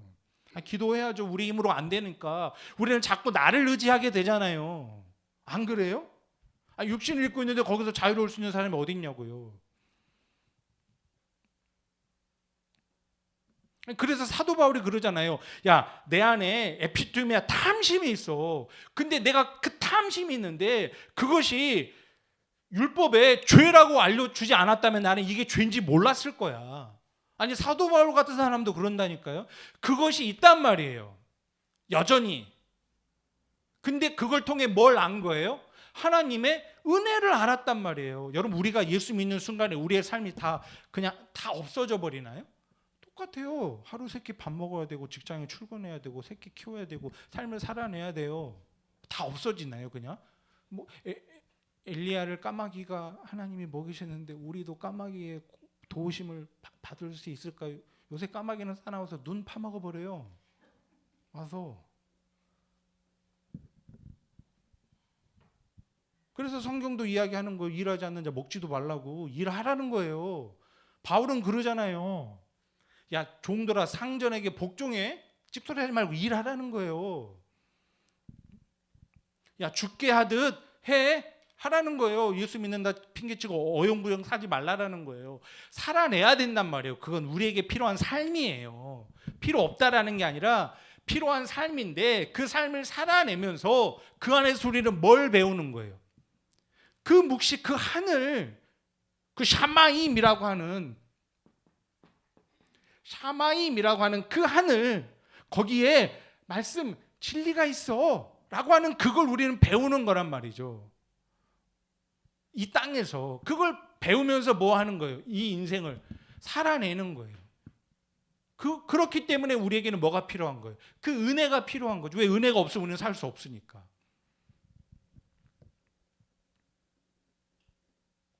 갈라디아서 5장 4절 한번 볼까요? 율법 안에서 의롭다 하심을 얻으려고 하는 너희는 그리스도에게서 끊어지고 은혜에서 떨어진 자로다. 우리가 성령으로 믿음을 따라 의의 소망을 기다리노니 그리스도 예수 안에서 할례나 무할례나 효력이 없되 사랑으로서 역사하는 믿음뿐이다. 여기 6절에 믿음이 헬라어로 피스티스. 이 헬라어 지금 이 문법이 이 믿음이 주어거든요. 그러니까 하나님의 사랑에 의해서 촉발된 믿음이 우리 안에서 일을 해서 우리를 어디로 이끌어간다라는 거예요? 구원으로 이끌어간대. 이 믿음이 그러니까 우리의 믿음이에요? 하나님의 믿음이에요? 하나님의 믿음이에요. 믿음은 뭐라고 해요? 선물이라고 하잖아요. 우리 안에서 믿음이 생기나요? 믿음은 외부로부터 내 안에 들어와야 됩니다. 외부로부터 내 안에 믿음이 들어오지 않으면 내 안에서 믿음은 절대로 생기지 않아요. 근데 외부로부터 들어오는 건 뭐예요? 말씀이라고 하잖아요. 믿음은 들으면서 난다고 하잖아요. 어떤 말씀? 하나님의 말씀, 진리의 그 말씀을 들어야 내 안에 그 말씀이 뭘 격발해내는 거예요? 믿음을 격발해낸단 말입니다. 그래서 로마서 1장 17절에 복음에는 하나님의 의가 나타나서, 복음에는 뭐가 나타난대요? 하나님의 의, 내 의가 말고. 그러니까 복음을 만난 자는 뭐라는 거예요? 말로 복음 하지 말고, 복음이 뭔지도 모르면서. 그게 아니고 내 의가 무너지는 거라고요. 내 의가 무너지고 하나님의 의가 나타나서 믿음으로 믿음에 이르게 한대요. 그럼 앞에 믿음은 뭐고 뒤에 믿음은 뭐예요? 하나님의 믿음이 우리 안에 들어와서 그 객관적인 믿음은 하나예요. 하나님의 믿음도 하나예요. 주도 하나예요. 침례도 하나다라고 성경은 이야기하잖아요. 하나란 말입니다. 그 객관적인 하나님의 믿음이 내 안에 들어와서 내 안에서 주관적인 믿음이 그때야 뭐가 되는 거예요? 발산이 되는 거예요. 달이 존재하는 이유는 뭐예요? 달은 발광체입니까? 아니죠. 달이 존재하는 건 해가 있음을 드러내는 거예요. 해 있다가 드러내는 게 달이란 말입니다. 그러니까 저와 여러분들이 믿음의 삶을 산다라는 건 내가 이렇게 믿음의 삶을 삽니다를 보이는 게 아니라 내게 믿음 주신 그 하나님을 드러내는 거라고요. 성경에 그걸 뭐라고 그래요? 독사, 영광이라고 한다고요. 하나님 계셔. 하나님의 은혜야. 그걸 요한일서 9장이 이렇게 얘기해요. 만일 우리가 우리 죄를 자백하면 그는 미쁘시고, 이 미쁘시고가 이 피스티스라는 단어예요. 믿을만 하시고 의로우사 우리 죄를 사하시며 우리를 모든 불의에서 깨끗하게 하실 것이요. 그러니까 하나님이 내가 너를 내 아들로 삼겠다라고 선언하시고 믿으시고, 그 신실하신 그 믿음, 언약의 믿음이 우리를 뭐 하는 거예요? 끝까지 하나님의 나라로 인도해 가는 거예요. 그러니까 하나님의 나라는 내가 가는 게 아니라 하나님의 나라가 오는 거라니까요. 천국은 침노하는 자의 것이래요. 내가 침노해 가지 못해요. 하나님의 나라가 어딘데요? 하나님의 나라가 내 안에 침노에 들어오는 거예요. 침노에 들어와서 나를 살아버리는 거예요. 그러니까 내가 하나님의 나라가 된단 말입니다. 그래서 천국은 여기 있다 저기 있다 하는 것이 아니요, 어디 안에 이루어졌대요? 너희 안에 이루어졌대요. 그러니까 여기서 하나님의 나라를 살지 못하면, 하나님과 연합의 삶, 지성소의 삶을 살지 못하면 하나님 나라 가요? 못 가요? 못 가요. 하나님 나라가 어딘데 지금 하나님이 열심히 막 집 짓고 계시는 거예요? 목수 출신이라 막 집 잘 짓는데. 저 어렸을 때 시골교회 그 옆에 있는 제법 큰 교회 목사님이 천국을 이야기하면서 그분이 목수 출신이라 천국에 집 진짜 잘 짓고 계시다고, 지금도 지금 열심히 못질하고 계시고 집을 확장하고 계신다고. 어렸을 땐 그게 너무 도전이 된 거라 중학교 때니까 예수님이 목수 출신으로 오신 이유가 있었구나. 금방 얼마 못 가서 말도 안 되는 소리를 했네 라고 깨달았지만, 아니 상식적으로 예수님이 천국에서 지금 그 건축업 하고 계시겠냐고요. 그게 아니란 말이에요. 그래서 우리를 끝까지 하나님의 나라로 인도해 가시는 거예요. 그러니까 우리가 죄를 자복하는 건 구원의 조건이 아니라 이미 죄 사함을 작정하신 하나님이 사람을 그렇게 자백하는 자리로까지 인도해 가시는 거예요. 그게 회개예요. 나 하나님의 은혜가 아니면 나는 살 수 없는 자였네요. 나는 하나님의 사랑이 아니면 살 수 없는 자였네요. 그러니까 이 역사 전체는 하나님이 자기 백성을 어떻게 신실하게 끌고 가시는지를 보여주는 거예요. 저와 여러분의 인생이요? 그걸 보여주는 거예요. 이럼에도 불구하고 하나님이 우리를 어떻게 놓지 아니하시고 우리를 끌고 가시는가. 그럼 성령 충만해서 예전에는 어떻게 이해했냐면 그 하나님 손 꼭 붙들어야지라고 이해했거든요. 성령 충만을. 그래서 능력도 받고 뭣도 받고 그 하나님 손 꼭 붙들어야지, 놓지 말아야지. 왜냐하면 내가 손 놔버리면 구원에서 탈락당하니까. 예전에는 그렇게 이해했단 말이에요. 그래서 성령을 받고 싶어 했어요. 그리고 능력도 받고 싶고. 왜? 큰 목회하고 싶으니까. 거기 주인공은 누구예요? 하나님이에요? 나예요? 나예요. 능력 있는 나. 막 사람들이 어려워하고 막 그런 나. 능력 있는 목사님들 주님 만나는 것보다 더 어렵잖아요. 주님은 내 안에 계시는데 그런 목사님들 만나려면 한 10단계 거쳐야 되잖아.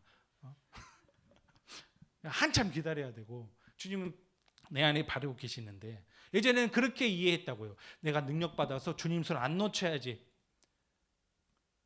근데 늘 우리는 그렇게 놓친 삶을 살아요. 주님 위해서 숨 쉬는 분. 우리가 처음 시간에 했지만 콧구멍으로 숨을 확 막으면 죽어버리는데 주님 위해서 숨 쉬어요? 나 살라고 숨 쉬어요? 나 살라고 숨 쉬잖아요. 주님 위해서 아침, 점심, 저녁 드시는 분. 나 배고파서 먹는 거잖아요. 솔직히 주님 위해서 열심히 일하세요? 나 몰랐네. 거기 그 우리 새마음성교회 후원 계좌 있거든요.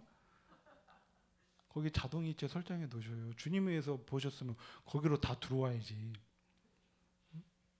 주님 위해서 여러분 그렇게 머리를 돋게 삼아 새벽부터 밤까지 달리고 주님 위해서 그러셔요? 주님 위해서 결혼하시고 지금까지 행복하게 그렇게 막 지시고 볶고 사셔요?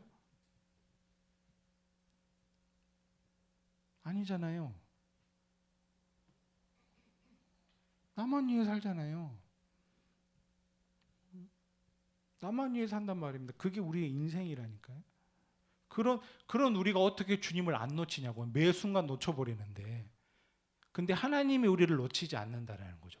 그걸 안 거예요. 어떻게? 성령으로. 그래서 성령이 오시면 죄에 대해서, 의에 대해서, 심판에 대해서 뭐 한다? 가르치신다. 아, 죄가 이거야? 아, 의가 이거야? 아, 심판이 이거야?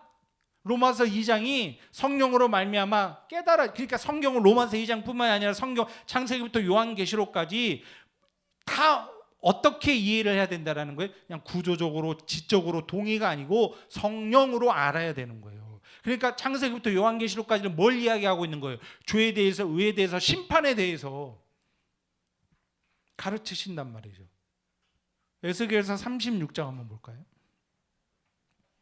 또 새 영을 너희 속에 두고 새 마음을 너희에게 주되 너희 육신에서 굳은 마음을 제하고 부드러운 마음을 주꾸시며 또 내 영을 너희 속에 두어 너희로 내 율례를 행하게 하리니 너희가 내 규례를 지켜 행할지라. 내가 너희 조상들에게 준 땅에서 너희가 거주하면서 내 백성이 되고 나는 너희 하나님이 되리라. 내가 너희를 모든 더러운 데에서 구원하고 곡식이 풍성하게 하여 기근이 너희에게 닥치지 아니하게 할 것이며 또 나무의 열매와 밭의 소산을 풍성하게 하여 너희가 다시는 기근의 욕을 여러 나라에게 당하지 아니하게 하리니 그때 너희가 너희 악한 길과 너희 좋지 못한 행위를 기억하고 너희 모든 죄악과 가증한 일로 말미암아 스스로 믿게 보리라. 지금 에스겔서 36장에 새 영을 우리에게 부어 주셨대요. 그로 말미암아 우리에게 나타나는 게 뭐라는 거예요? 율례를 행하게 했고 동시에 31절에 악한 길과 좋지 못한 행위를 기억하고 너희 자신을 미워하게 될 거래요.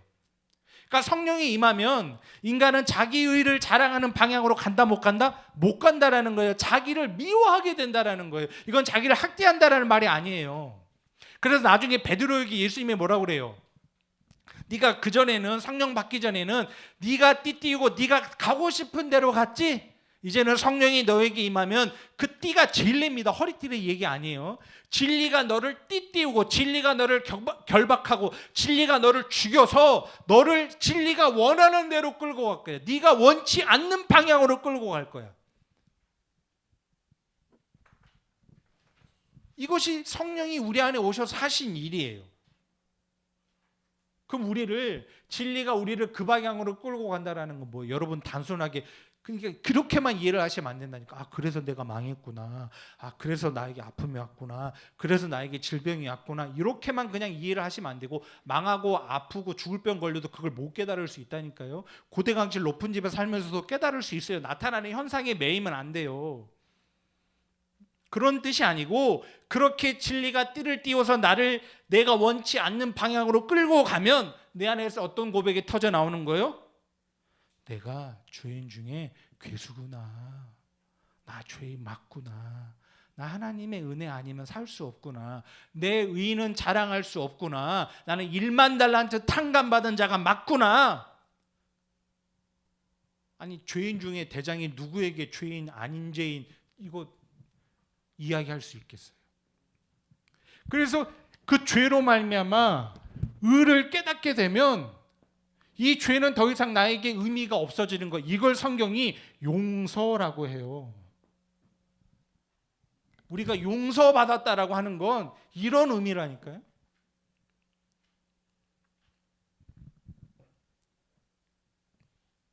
이것이 율법의 기능이에요. 그러니까 율법은 착한 사람 되기 위함이 아니에요. 그걸로 남을 판단하는 기준으로 되는 게 아니고 나는 하나님의 은혜가 아니면 살 수 없는 죽은 흙이라는 걸 다 까발려지는 도구와 수단이란 말입니다. 그래서 성령 받은 성도는 시간이 갈수록 뭐 해야 되는 거예요? 사실은 자신이 없어야 돼요. 당당하고 막 뭐든지 할 수 있어. 그게 아니라 자신이 없어야 돼요. 하나님의 은혜만 붙들게 되니까. 유대인들은 율법과 할례를 가진 것을 자신들의 선민성을 증명하는 훈장처럼 여겼단 말이에요. 정반대의 삶을 살았어요. 지금까지 이야기한 정반대의 삶. 그래서 그들은 우린 율법 받았다, 할례 받았다, 우리는 이방인과 다르다. 다 그들은 어디에만 머물러 있었어요? 구약에만 머물러 있었어요. 여기 희생제사 드리는. 근데 사도 바울이 뭐라고 이야기해요? 네가 율법을 자랑하면서 율법을 범하냐? 네 할례가 무할례가 되었다라고 지금 로마서에서 이야기하잖아요. 우리 같이 읽었잖아요.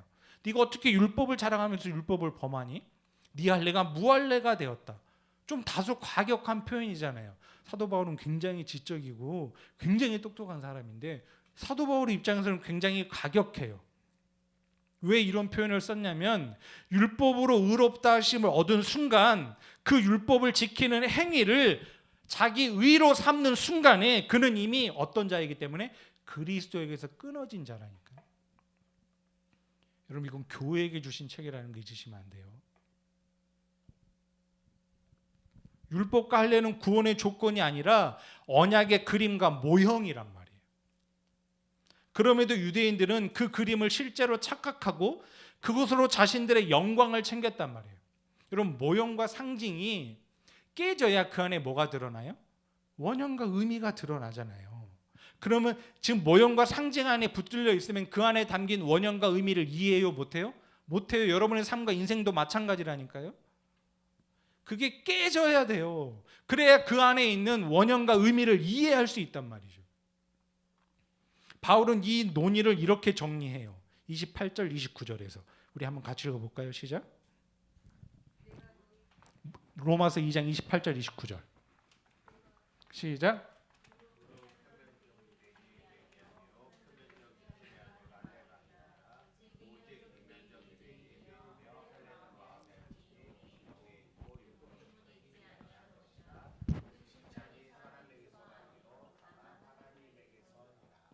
표면적 유대인과 이면적 유대인이 나와요. 표면적 유대인이란 말은 어떤 얘기겠어요? 자칭 유대인이라는 거죠.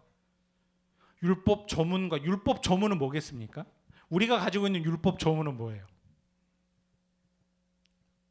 나는 유대인이 아니라 율법이 없는데 난 조선 사람인데. 우리가 가지고 있는 율법 조문 똑같죠. 이들이 가지고 있는 율법 조문 뭐예요? 구약 성경이었고 우리가 가지고 있는 지금 율법 조문은 뭐 이거 아닙니까? 성경. 율법 조문과 종교적 행위로 자신을 지칭하는 사람이 어떤 사람이라는 거예요? 표면적 유대인. 겉으로 보면 흠없어 보이는 종교인들 있잖아요. 저는 그런 열심히 행하는 사람들을 단순히 폄하하고자 하는 이야기가 아니에요. 열심히 하세요 이왕이면. 근데 알고 하자고요. 뭐 열심히 하는 게 왜 나빠요? 열심히 하세요 제발. 예배도 좀 열심히 드리고 늦지 마시고 일찍 오시고 기도도 하시고 하시란 말이에요. 성경도 보시고 예물 생활도 하시고. 뭐 요즘 뭐 머리 먹물개나 먹은 사람들이 무교회주의를 얘기하고 무슨 뭐 엉뚱한 얘기들을 하는데 천만의 말씀이에요. 하자고요. 근데 뭐 알고 하자는 얘기예요. 알고. 근데 단순히 그렇게 행하는 것이 표면적 유대인이라는 거예요. 그러면 진짜 유대인, 이면적 유대인은 누구라는 거예요? 율법 앞에서 자기 부인이 이루어진 사람. 자신 안에서 의를 찾을 수 없어서 누구의 의만 붙드는 사람? 예수의 의만 붙드는 사람. 사람에게 칭찬받는 것이 아니라 하나님께 인정받기를 구하는 사람. 그것이 이면적 유대인, 진짜 유대인. 그래서 결론을 이렇게 맺잖아요. 그 칭찬이 사람에게서가 아니요 다만 누구다? 하나님에게서다. 그러니까 주체가 누구라는 거예요? 하나님이요.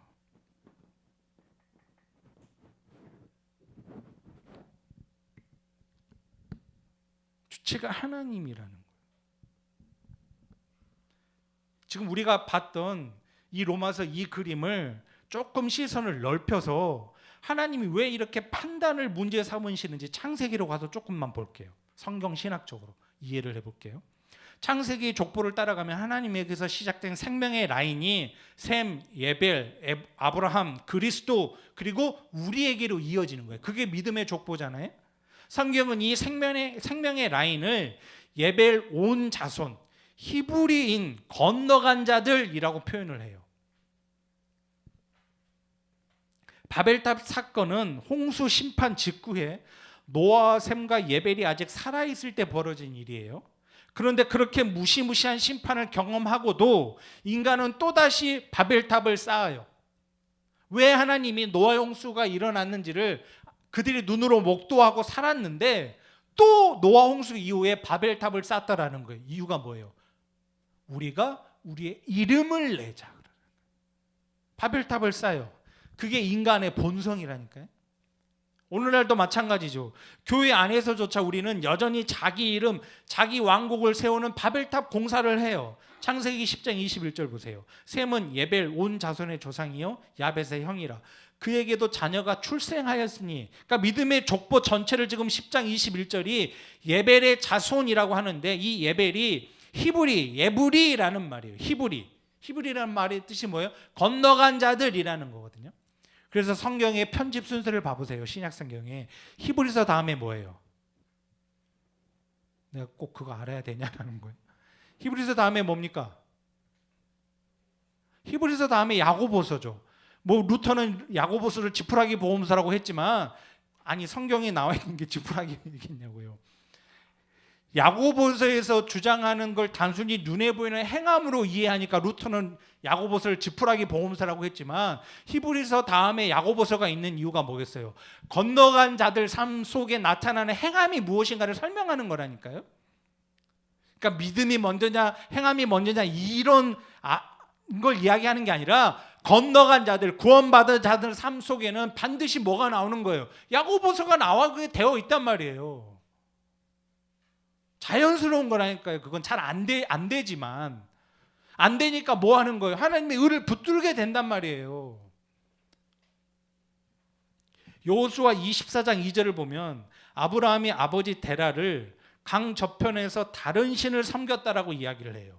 하나님이 아브라함을 그 자리에서 끌어다가 강 이편으로 옮기십니다. 아브라함이 스스로 노져간 게 아니라 히브리서 11장은 그걸 믿음으로 아브라함은 그래요. 여기서 믿음의 주체는 누구예요? 히브리서 11장에 믿음의 주체는 하나님이거든요.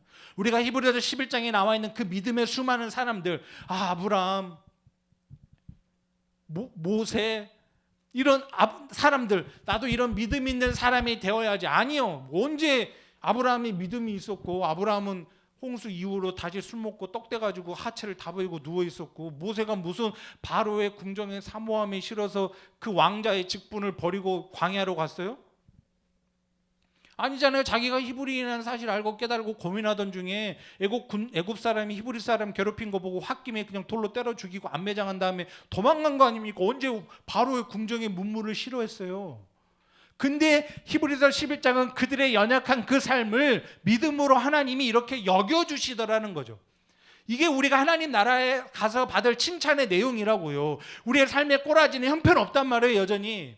그러나 우리 하나님이 그 믿음으로 우리를 그렇게 뭐 하는 거예요? 여겨주시는 거예요. 그러니까 믿음의 주체는 우리가 아니라 하나님이란 말입니다. 믿음으로 건너갔다. 하나님. 그래서 성경은 우리를 히브리, 예벨, 건넌 자들이라고 한단 말이에요.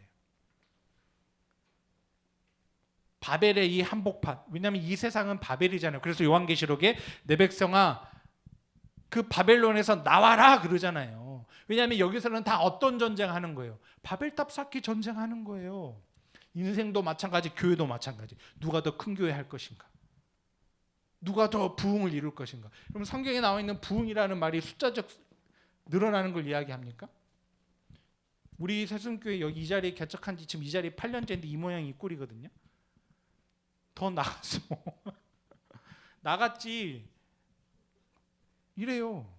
그러면 밖에서 볼 때는 아직도 부흥을 못 시킨 능력 없는 목회자.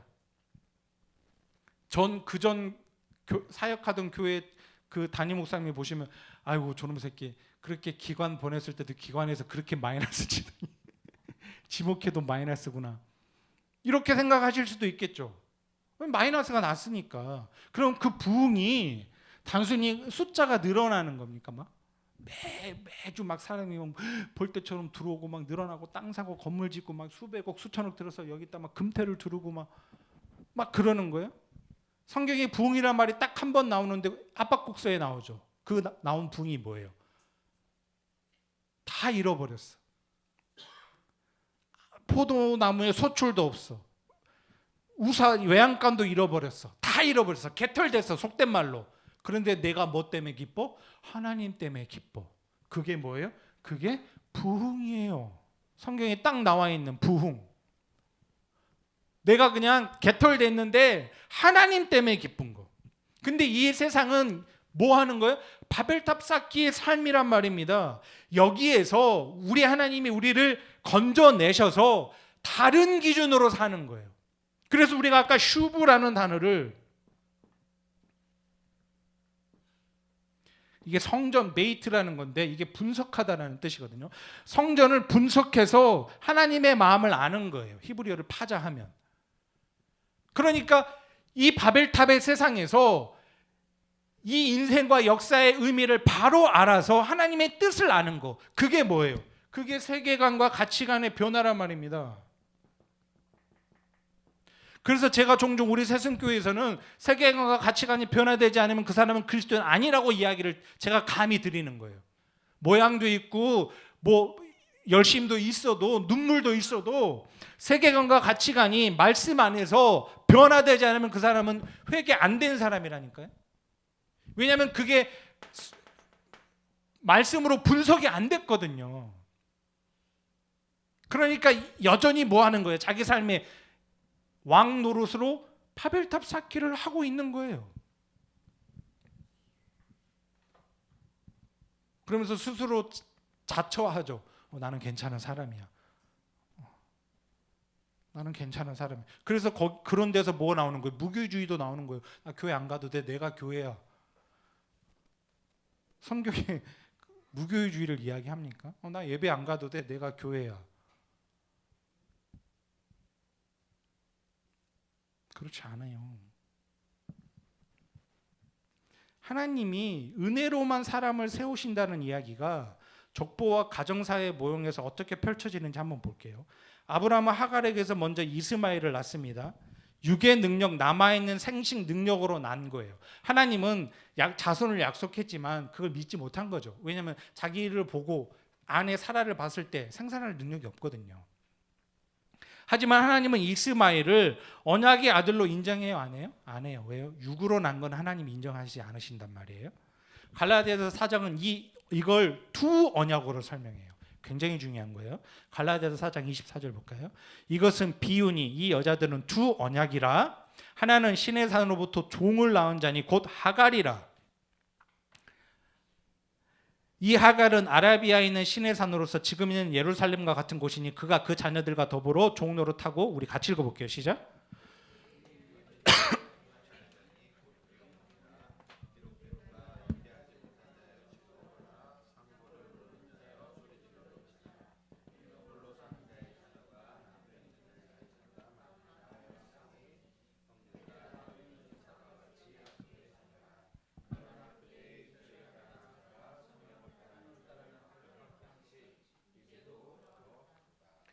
지금 두 언약이라고 하면서 하갈, 사라를 지금 이야기하네요. 하갈은 지금 갈라디아서에서 사도 바울이 뭐라고 얘기해요? 신의 산이다라고 이야기하죠.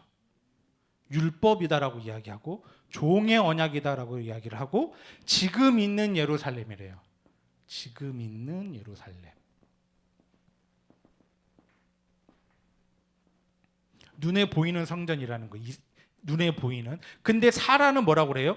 위의 예루살렘. 그걸 요한계시록에 뭐라고 얘기해요? 새 예루살렘이라고 하잖아요. 새 거룩한 성, 새 예루살렘, 그리고 약속, 자유, 성령을 따라 난 자 그래요. 이게 두 언약이에요. 근데 이 언약이 29절에 보면 그 율법주의, 하갈, 율법, 지금 있는 예루살렘은 은혜, 성령을 따라 난 자를 어떻게 한대요? 박해한대요. 박해한다라는 말이, 율법이 은혜를 박해한다라는 말이 무슨 말이겠어요? 단순히 교회 못 가게 한단 말이겠어요? 아니에요. 그래, 말씀도 좋아. 그래, 성경을 이렇게 실체로 보는 거 좋은 일이야. 그래, 성경을 읽는 거 좋아. 근데 이것도 하고 저것도 해야지. 그래야 하나님 나라 가서 칭찬받지. 그래야 상도 받지. 은혜도 받지. 이것이 뭐라는 거예요? 이게 율법이 은혜를 박해하는 거라니까요. 은혜가 삭제당한다는 말입니다.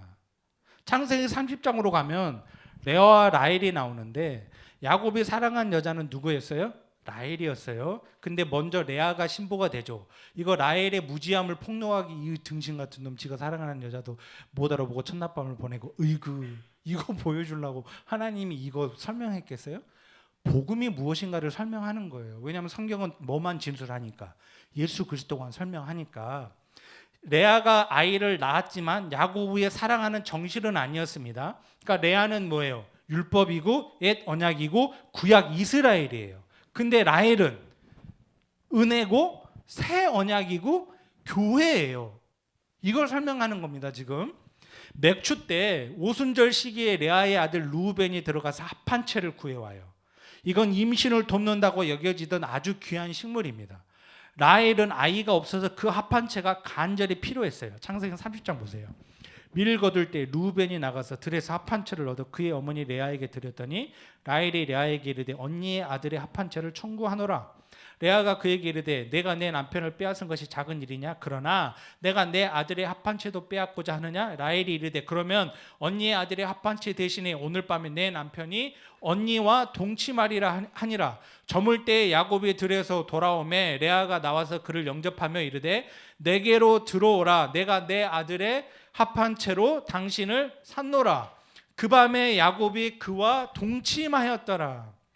라헬은 신랑을 레아에게 양보하고 대신 뭘 얻어요? 합 한 채를 얻어요. 오늘 밤은 언니가 당신과 동침하세요. 대신 뭘 달라고 그래요? 합 한 채를 달래요. 이건 뭐예요? 모형입니다. 지금 무언가를 설명하고 있단 말이에요. 신랑은 유대주의와 율법주의에 의해서 맞아 죽어요. 예수 그리스도는. 그죠? 그 대신에 합 한 채 뭐가 와요? 우리에게 성령이 오시잖아요. 지금 구원의 그림을 설명하고 있단 말입니다. 오순절에 성령이 오셔서 뭘 잉태시켜요? 교회를 잉태시켜요. 그러니까 라헬은 그 합 한 채를 들고 아들을 낳아요. 그래서 그 아들이 뭐예요? 뭘로 끝나요? 요셉의 12아들이? 아니 야곱의 12아들이? 요셉. 완성으로 끝난단 말이에요. 그래서 라헬이 그 합 한 채를 가지고 요셉을 낳는단 말이죠. 성령에 의해서 은혜로 난 아들, 장자의 옷을 입은 자. 나중에 결국에는 이 요셉이 어떻게 돼요? 형들에게 미움받아 팔리는 형국으로 또 드러나죠. 그러니까 요셉은 교회를 상징으로 나타내는 것이기도 하지만 이중적으로 예수 그리스도를 또 메타포하고 있는 거예요. 상징하고 있는 거란 말이죠. 이것이 바로 은혜의 자식이 율법주의에게 핍박받는 패턴이에요. 저와 여러분들이 세상에서 그렇게 살기 마련이라니까요. 육체를 따라 난 자가 성령을 따라 난 자를 박해한 것이 이제도 그러하다. 그러니까 교회가 은혜를 이야기하면 뭐예요? 반드시 핍박이 와요. 야, 그래도 이거 해야지. 이거 해야지. 야, 교회가 구제도 해야지. 뭐 해야지. 여러분, 교회는 도덕적으로 윤리적으로 세상에서 칭찬하고 야, 저 교회 건전한 교회. 아니, 오늘날은 그런다니까. 일간지가 칭찬을 한다니까요. 막 건전한 교회, 깨끗한 교회. 기준이 뭐예요? 겉으로 드러나는 거 구제했대. 아, 저 목사님은 되게 검소하대. 월급도 조금 받고 그렇게 큰 교회인데 경차 타고 다니는데 주차장에 좋은 차 있어요. 못 봐서 그렇지. 그럼 겉으로 드러난 거 보고 경차 타면 좋은 목사님, 조금 좋은 세단 타면 나쁜 목사님, 그런 거예요? 그런 걸로 칭찬하고 그런 걸로 마치 건전한 교회처럼 돼 있다고요. 아니요. 교회는 그런 걸로 판단받고 그런 걸로 칭찬받는 곳이 아니고 드러난 그 진리, 하나님의 말씀, 그 실체로 판단이 돼야 된단 말입니다. 근데 성도들이 오늘날도 교회를 그렇게 선택 안 한다고요. 자녀 키우기 좋은 시스템이 있나? 프로그램이 있나? 유아부가 잘 돼 있나? 중고등부가 잘 돼 있나? 청년들 교제하기 좋고 결혼하기 좋나? 아니 얼마나 등심은 결혼하러 교회를 가냐고요. 오직이 못 났으면. 사업하러 가고 이런다고요. 진짜 그 말씀 때문에, 난 이 말씀 없으면 못 살아요 때문에 교회를 오는 게 아니고, 좋은 건물, 큰 어떤 편한 커뮤니티, 다양한 어떤 공동체의 사람들과 교제해서 자기 어떤 삶의 영역들을 확장할 수 있는 좋은 대인관계,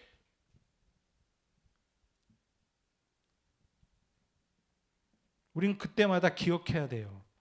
우리는 레아의 열심으로 태어난 자가 아니라 라헬의 합한 채 성령으로 태어난 자들이라는 거예요. 더 이상 우리에게는 그런 것들이 이제 필요하지만 절대적이지 않아요. 필요 없다는 얘기 아니라니까요. 필요해요. 근데 그게 절대적이지 않단 말입니다. 창세기 3장에서는 아담과 하와가 무화과 잎으로 치마를 만들어서 자기의 부끄러움을 가리죠. 하나님은 그 치마를 어떻게 해요? 찢어버리고 가죽 옷으로 입히세요. 그러니까 인간의 가림, 무화과 잎, 인간이 가리는 것, 인간이 스스로 가리는 것, 자기의 도덕, 윤리, 착한 행위, 이건 하나님이 어떻게 버리는 거예요? 찢어버린다고요. 근데 하나님이 가리신다고요. 뭘로? 짐승의 피, 예수의 의, 가죽 옷. 여러분, 가리는 것 자체가 목적이라면, 그때 당시 그 에덴 동산에서 가죽 옷이 실용적일까요? 무화과 잎이 실용적일까요? 무화과 잎이 얼마나 통풍도 좋고 뭐 안 걸쳐봤지만 보기에 그럼 가죽 비 맞고 막 습하고 그럼 가죽 냄새처럼 지독한 거 없잖아요. 아니 전체적으로 봤을 때 무화과 잎이 훨씬 청결하고 실용적이에요. 시원하고. 그러면 이거 입히면 되잖아요. 그냥 가리는 것 자체가 목적이라면. 근데 하나님이 굳이 갈아입히셨단 말입니다. 그거 찢어버리고 인간들이 보기에 좋다고 하는 거 찢어버리고 가죽 옷을 입히셨단 말이에요. 그러니까 거기서 하나님이 묻는 건 뭐예요? 내가 가리느냐? 하나님이 가리느냐? 인간이 가리느냐? 이해가 되세요? 내가 옷 입느냐? 하나님이 입히시느냐? 그래서 요한계시록의 그 세마포는 내가 입는 게 아니라고요.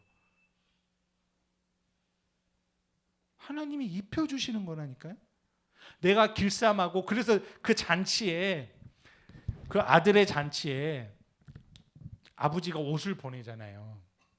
잔치에 갈 때 그 옷 입고 오라고 옷을 보내는데 그 옷이 마땅치 않아. 그러니까 자기가 보기에 최고의 옷을 입고 간 사람은 잔치에 들어가요? 못 들어가요? 못 들어가. 마땅치 않고 조금 꼬라지가 이상해도 아들, 그 잔치를 배설한 그 주인이 보낸 옷을 입은 자는 어떻게 해요? 들어가더라는 거예요. 그러니까 그리스도라는 옷이 오늘날 어때요? 마땅치 않아요. 유약해 보이고 없어 보이고. 아니 오늘같이 날씨 좋고 토요일날 여러분 왜 여기 와 계셨어요? 제가 안 오면 지랄할까 보셨어요? 아니 산에 등으로 다니면 얼마나 좋아요. 여가하고 요즘 뭐 단종 때문에 눈물 바다라며 그것도 보러 가고, 주님 때문에 한 번도 안 온 사람들 단종이 뭐가 불쌍해서 주님은 날 위해 십자가에서 피 흘려 죽으셨는데 그 하나님만 생각해도 막 그것도 안 일어나면서 막 성경을 눈물로 보세요? 그러지도 않으면서 그 단종이 뭐 죽어서 뭐 왕으로라도 죽었지. 예수님은 하늘의 왕이신 그분이 십자가에서 조롱 멸시천대 받고 죽으셨는데 거기에 대해서 아무것도 없으면서, 그러니까 그냥 그런데 이렇게 하면 좋은데 여기 왜 오셨냔 말이죠. 이 불편한, 이 허접한 삼각교회. 근데 요즘 사람들은 그 그리스도라는 옷이 마땅치 않더라는 거예요. 그러니까 교회는, 교회의 정체성, 이거 나중에 꼭 한번 할 텐데, 우리가 가지고 있는 그런 용어들 있잖아요. 믿음의 용어들, 소위 얘기하는 그 교리라고 하는 부분들, 그건 우리가 너무 오해하고 있기 때문에 그 교리에 대해서 명확하게 한번 할 시간이 우리에게도 있겠지만, 그러니까 교회는 각자 좋은 옷, 좋은 행실, 좋은 이미지로 자신을 가리는 곳이 아니란 말이에요. 그럴 때 하나님은 그걸 어떻게 해버린다고? 찢어버리신다고요. 대신 뭘 입히시는 거예요? 예수라고 하는 그 의의 옷, 가죽 옷. 그러니까 교회는 착한 사람들의 모임이 아니라 나는 오늘도 예수로 죽고 예수를 죽이고 더 미리 얘기하면 내가 예수 죽였으니까. 예수님이 나 때문에 죽었다라는 건 내가 예수 죽였다라는 뜻이에요. 내가 예수를 죽이고 산 죄인입니다. 그런데도 살려주시는 은혜가 너무 큽니다라고 고백하는 사람들의 모임이 에클레시아 교회라는 거예요. 그래서 로마서 2장 5절은 너희가 진노를 쌓는다라고 얘기를 한단 말이죠. 그렇지 않고 남을 판단하는 너희가. 그래서 성도의 존재 방식은 히브리서 12장 2절에 믿음의 주여 또 온전케 하시는 예수를 바라보자. 그는 그 앞에 있는 기쁨을 위하여 십자가를 참으사 부끄러움을 개의치 아니하시더니 하나님 보좌 우편에 앉아 계셨다. 예수님의 이김은 성공해서 이긴 게 아니라 아무것도 하지 않으시고 힘없이 끌려가서 죽은 거, 하나님의 뜻대로 끌려가서 죽으신 거. 성도의 승리 똑같다라는 거예요. 내가 얼마나 크게 쓰임 받았느냐, 그게 아니라 하나님이 날 아무리 벗겨내 버려도, 하나님이 아무리 나를 해체시켜도 여전히 은혜만 붙들고 있는가. 여기 삶의 모양은 다 다릅니다. 삶의 희노애락도 다 달라요. 겉으로 드러나는 삶의 희노애락, 삶의 모양, 삶의 형편, 삶의 어떠함, 고민 다 달라요. 근데 하나님은 그게 중요한 게 아니라 그 상황에서 지금 뭘 보시냐면, 그래도 나는 그 은혜를 붙들고 있는가, 나 은혜 아니면 살 수 없는가. 그러므로 성도의 삶은 이 역사, 그래서 저녁이 되고 아침이 되니예요. 창세기 1장에 저녁이 되고 아침이 되니, 이 저녁, 이 역사를 통과해 가면서 자기 자아의 존재, 이걸 철저하게 이 의존성을 배우는 거예요. 아, 내가 죄인이구나, 나는 끝없이 나만을 위해 사는구나. 그러면서 나는 하나님 절대 의존적 존재로 지어져야 살 수 있는 거구나라고 깨닫는 거예요. 그렇게 살면 죽는 거구나. 아, 아침이 돼야 되는 거구나. 그 진리를 알아야 되는 거구나. 예수의 은혜로 살아야 되는 거구나. 그래서 하나님의 나라로 들어가는 그 삶을, 하나님의 나라를 사는 그 삶, 더 미리 얘기하면 하나님 나라로 우리가 나중엔 들어가겠지만 먼저 여기에서 그 은혜로 사는 거구나 라고 저녁으로 아침을 배워서 사는 존재, 그걸 성도라고 한다고요. 그게 남을 판단하지 않는 자고, 그것이 이면적 유대인이고, 그것이 사라의 삶이고, 그것이 라헬의 삶이라고요. 그러니까 로마서 2장은 그냥 이 두 줄기예요. 남을 판단하는 거, 그리고 유대인의 표면적 유대인, 이면적 유대인. 근데 그걸 한 문장으로 압축하면 네가 하나님의 백성이냐? 네가 왕이냐? 누가 왕이냐? 이걸 하나님이 지금 우리에게 물으신단 말이죠.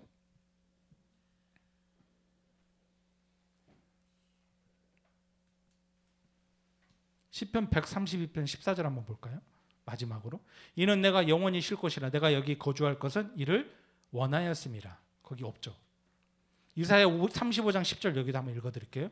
여호와의 성령함을 받은 자들이 돌아오되 노래하며 시온에 이르러 그들의 머리 위에 영영한 희락을 띠고 기쁨과 즐거움을 얻으리니 슬픔과 탄식이 사라지도다. 그러니까 그 여정을, 이런 인생을 우리 하나님이 믿음으로, 회개로, 은혜로 끌고 들어가서 우리를 그 하나님의 시온의 기쁨을 경험하게 하신다는 거예요. 그런 자가 남을 어떻게 판단할 수 있고, 그런 자가 어떻게 표면적 유대인, 자기 의를 여전히 붙들고 있는 그런 삶을 살 수 있겠느냐라고 오늘 로마서가 우리에게 이야기를 하고 있단 말이에요. 그러니까 우리는 늘 기도해야 돼요. 하나님, 내가 심판자의 자리에 앉지 않게 도와주십시오. 나의 잣대로 남을 판단하고 나를 정죄하지 않게 도와주시고, 내가 바리새인이요, 내가 가인이고, 내가 그 주인의 아들을 때려 죽인 포도원 농부라는 사실을 깨닫게 해주십시오. 그게 나라니까요. 그럼에도 나를 끝까지 인도하시는 그 하나님의 인자하심, 그 하나님의 은혜를 찬송하게 도와주십시오. 그 은혜를 붙들게 도와주십시오. 그 고백이 우리 안에 터져 나와야 되죠. 그러니까 성경은 다 누구 얘기예요? 내 얘기예요. 이게 내 얘기구나. 남 얘기가 아니라니까요. 내 얘기예요. 내 얘기. 내 얘기구나. 그 자리에서 하나님은 다시 우리에게 예수의 가죽, 내가 길쌈삼아 해본 그 무화과 나무 잎을 찢어버리고 예수의 가죽 옷을 입히시고 너는 내 아들이야, 너는 내 딸이야. 왜? 그거 입어야 아들이고 딸이거든요. 그렇게 선언해 주실 거예요. 그 선언을 받은 자의 삶이 뭐예요? 사도행전이나 우리가 마태복음 28장에서 이야기한 호몰로게오, 입으로 시인하는 거예요. 나 그리스도인이다 말하는 걸 성경이 시인이라고 하지 않아요. 그 삶이 내 삶 가운데서 호몰로게오 나와야 된다니까요. 그래서 그리스도인 아닙니까? 우리가. 그러니까 삶 따로 아는 것 따로가 아니에요. 그리스도인이라고요. 야고보 교회를 야고보 성도 자기들이 나는 크리스찬이야, 우리는 성도다라고 말하지 않았다니까요. 야고보 교회 주변에 있는 사람들이 야고보 교회 사람들을 보니까 쟤들 뭐지?